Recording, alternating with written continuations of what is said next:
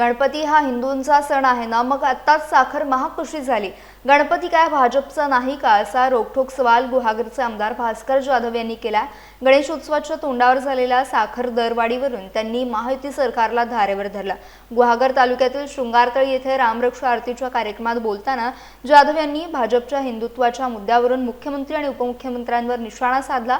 काँग्रेस किंवा उभाठानं ही दरवाढ केली असती तर भाजपने हिंदूंचा सण आला म्हणून साखर महाग केल्याची बोंबाबोंब केली असती, असा आरोपही त्यांनी केला। आता सरकार भाजपचे आहे, मग साखर का महाग झाली, असा सवाल जाधव यांनी उपस्थित केला। त्यांच्या टीकेला सत्ताधारी भाजप आणि महायुतीचे नेते काय उत्तर देणार हे पाहणं महत्त्वाचं ठरणार आहे।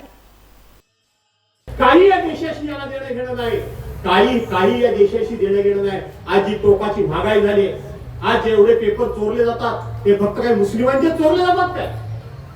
सकाळ संध्याकाळ हिंदू मुस्लिम करायचं एवढी महाग आहे। आज साखर किती रुपये झाली बाबाशेठ? किती?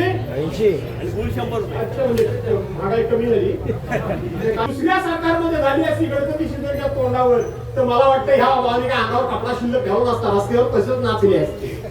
बघा, हिंदूंचा सण आला म्हणून साखर महाग झाली, अमुक झालं तमुक झालं। कोणाचं सरकार आहे आता?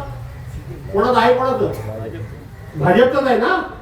मग गणपती हा भाजपचा नाही काय?